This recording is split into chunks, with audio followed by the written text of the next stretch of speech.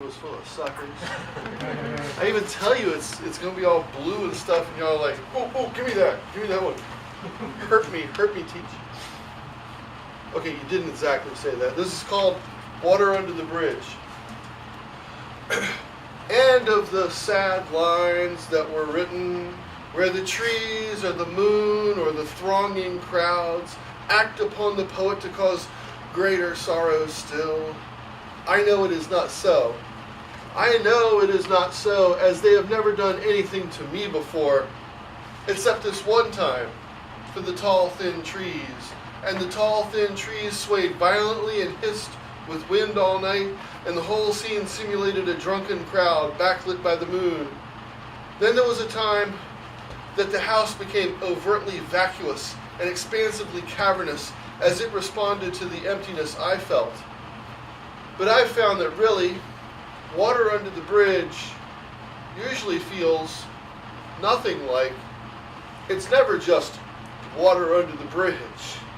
The bridge lies over the water near the end of a long day's drive from work and near the beginning of the next morning's mission to be on time.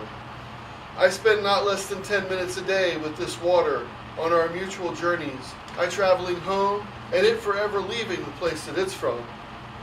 I'll tell you its range of emotion. That's only the beginning there. Sometimes the river is lost and alone and knows I sometimes despair upon going home.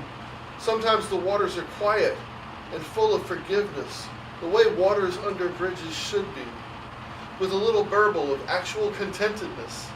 But then sometimes, when I see the waters lying there flatly, too flatly, I know that all is not forgiven and not just water under the bridge then, that the water under the bridge merely chronicles some offenses for later, staring, it returns just a flat affect, not belying the depths at which it roils. Other times it's like the river just cannot contain itself. Between fits of rage and mumblings where outright aggression shows, the water even paces the length of the bridge, unable to contain its impatience, rolling along, silent but like mouthing, its wide brow furrowed roundly. And in a final show of how hard forgiveness is to come by, the water under the bridge stabs out with peaks and crests, loudly seeking to strike, to do damage. It even loses focus of its anger, I've seen. It crashes over the bridge, reaching for unforgivable me, and stabs at the sky with accusations, and even crashes with the most violence against itself.